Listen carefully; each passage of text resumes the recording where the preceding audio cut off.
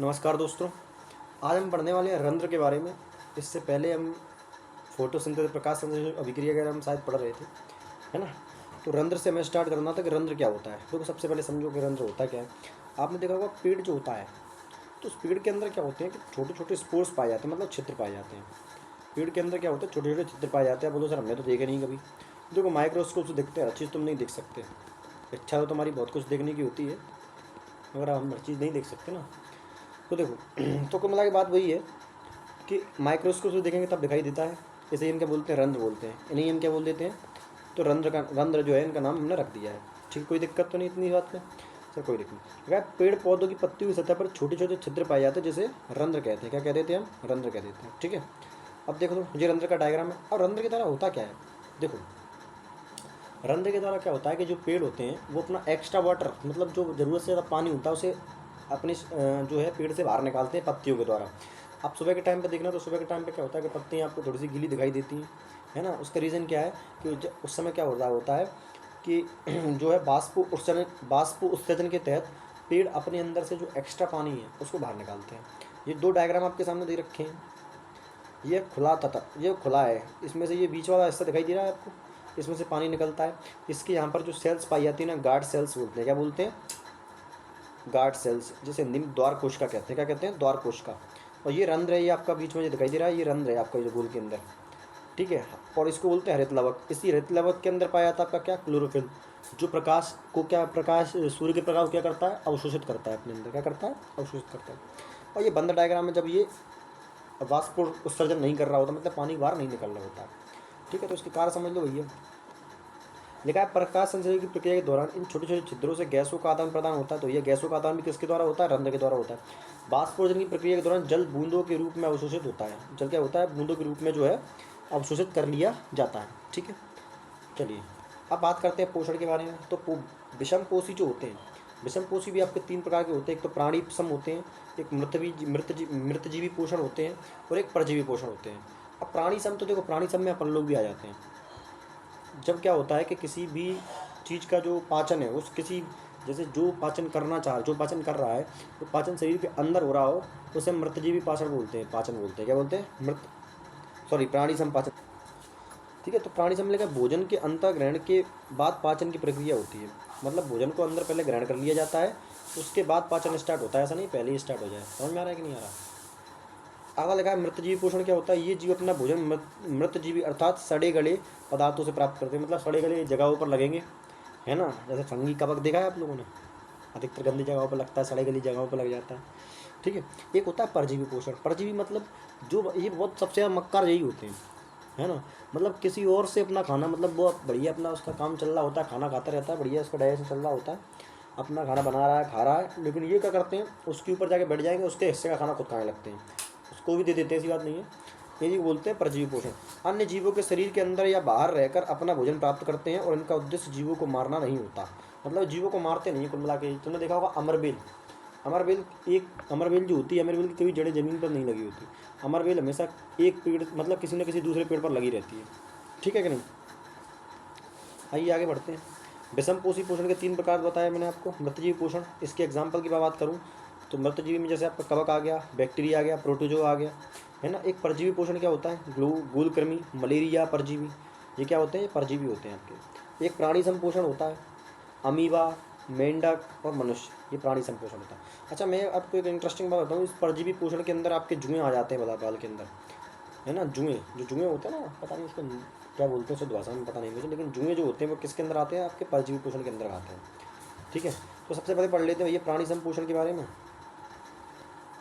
लिखा है वे जीव जो संपूर्ण भोज्य पदार्थ का अंतर्ग्रहण करते हैं तथा उनका पाचन शरीर के भीतर होता है, उसे प्राणी संपोषण कहते हैं। मतलब इनका पाचन कहाँ होगा? किसी भी प्राणी के अंदर ही पाचन होगा। अंतर्ग्रहण का, देखो कुल मिला के बात ये है कि अंतर्ग्रहण का मतलब क्या होता है? अंतर्ग्रहण का मतलब होता है किसी भी भोजन को शरीर के अंदर रखना। अब देखो, ये कोशिकाओं के आधार पर दो प्रकार से होता है। कोई कोई जीव तो भैया ऐसा होता है जो केवल एक कोशिकाओं से बना है, और कोई कोई जीव ऐसा होता है जो बहु कोशिकाओं से बना है। मतलब बहुत ज़्यादा कोशिकाएं, एक से ज़्यादा कोशिकाएं होती हैं। जैसे अपन है, तो अपना शरीर तो बहुत सारी कोशिकाओं से बना है। कहा जाता है कि अपने शरीर के अंदर का काउंट की जाए तो 10 की पावर 14 कोशिकाएं होती हैं। किसकी होती हैं? 10 की पावर 14 कोशिकाएं। एक अनुमानित है ना, ऐसा कोई फिक्स नहीं है। ठीक, अब लिखा है एक कोश की जीव, एक कोश की जीव उनके शरीर का कोशिका से मिलकर बना होता है, उसे एक कोश की जीव कहा जाता है। जैसे अमीबा, पैरामीशियम और यूग्लिना। कौन कौन से एग्जाम्पल है? अमीबा, पैरामीशियम और यूग्लिना। बहुकोश की जीवों की बात करूँ, बहुकोश भी वे जीव जिनका शरीर 2 या 2 से अधिक कोशिकाओं से मिलकर बना होता है, उसे बहुकोश की जीव कहते हैं। जैसे मनुष्य और जीव जंतु। मनुष्य और बाकी जीव जंतु जो क्या होते हैं आपके, ये बहुकोश की जीव के अंतर्गत आते हैं। कोई दिक्कत इतनी सी बात में? सर कोई दिक्कत नहीं है। चलिए आगे देखते हैं। अगला लिखा है मृतजीवी पोषण की मैं बात करूँ कि वे जीव जो अपना भोजन मृतजीवियों तथा सड़े गले पदार्थों से प्राप्त करते हैं, उसे मृतजीवी पोषण कहते हैं। क्या कहते हैं? मृतजीवी पोषण कहा जाता है। उदाहरण के लिए फफूंद, कवक, है ना, ये सब क्या होते हैं? मृतजीवी पोषण होते हैं, मरे हुए पदार्थों से लेते हैं। ठीक है। अगला देखेंगे परजीवी पोषण क्या होता है भैया। वे जीव जो अपना भोजन की दूसरे जीवों पर निर्भर रहते हैं, परंतु जीवों को मारकर अपना भोजन ग्रहण नहीं करते। ये जीव के अंदर या बाहर अंदर या अपना भोजन ग्रहण करते हैं, और उसे परजीवी पोषण कहा जाता है। जैसे जुआ, जू लिखा हुआ, अमरबेल है, ये सब क्या है आपके? ये आपका परजीवी पोषण है। क्या है? परजीवी पोषण है। समझ में आ गई कि नहीं आ गई इतनी सी बात? चलो कोई दिक्कत नहीं है। तो सॉरी सॉरी सॉरी। चलो अब बात करते हैं। देखो अपन बात कर ही रहे थे उनकी, तो अमीबा की बात कर लेते हैं। अमीबा देखो, अमीबा क्या है आपका? अमीबा के शरीर के अंदर जाके भोजन का पाचन होता है, तो अमीबा प्राणी संपोषण में आ जाएगा। तो अमीबा एक कोश के प्राणी संपोषी जीव है। प्राणी संपोषी जीव है भैया, क्योंकि इसके अंदर जो खाने का पाचन होता है वो शरीर के अंदर होता है। जो प्रोटोजोआ संघ का सदस्य है, जो किसका संघ है भैया? प्रोटोजोआ का एक सदस्य। ये अनिश्चित आकार का होता है। देखो प्रोटोजोआ एक संघ है, जैसे मनुष्य भी एक संघ के अंदर आता है, जैसे प्रोटोजोआ भी एक संघ है। और उस प्रोटोजोआ के संघ के अंदर क्या आता है आपका? अमीबा आता है। क्या आता है दोस्त? अमीबा। ये कहाँ पाया जाता है भैया? नदियों में पाया जाएगा, तालाबों में और झीलों में ये पाया जाता है। इतनी बात क्लियर है सर? कोई दिक्कत नहीं इतनी बात मेरे हिसाब से। चलिए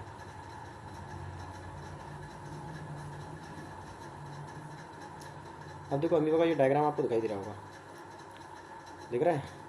ये कोई पदार्थ है जिसको अमीबा को खाना है। तो ये देखो, ये अपने जो लेग से एक नया, जैसे छदम, जैसे पदार्थ कहते हैं, कूटपात, मतलब सीडोनिम्स कहते हैं। सीडोनिम्स मतलब होता है झूठे पैर। क्या होते हैं? झूठे पैर होते हैं। मतलब वास्तविकता में तो एक कोशिका का बना है, तो उसके पैर वैर तो कुछ होते नहीं, लेकिन फिर भी वो एक ऐसी संरचना निकालता है जो उसके पैरों के समान होती है।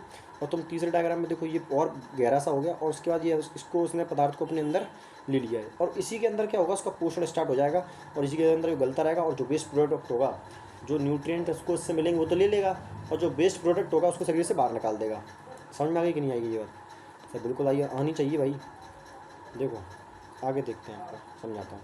ये पूरी प्रोसेस लिखी हुई है यहाँ पर कि भोजन को अपने पदार्थ की सहायता से घेर लेता है। खाद्य रक्तिका में जटिल पदार्थ का विघटन सरल पदार्थ में होता है। इसके अंदर देखो, ये खाद्य रक्तिका होती है, इनके अंदर क्या पाई जाती है? खाद्य रक्तिका, जो उस पर मतलब एक लिक्विड टाइप का होता है। क्या होता है? एक लिक्विड टाइप का होता है जो उस पर डाल देता है। इससे क्या होता है? जो उसने पदार्थ जो खाया है, इसका गलना स्टार्ट हो जाता है। बचा हुआ अपच अपच अपच मतलब जो पचा नहीं, जो वेस्ट प्रोडक्ट है, कोशिका की सतह की ओर गति करता है। तो जो वेस्ट प्रोडक्ट है वो कोशिका की सतह पे आएगा, और थोड़ी देर ये पदार्थ शरीर से बाहर निष्कासित कर दिया जाता है, और शरीर से बाहर इसको निकाल देते हैं। इतनी बात समझ में आ गई? अरे हट जा भाई,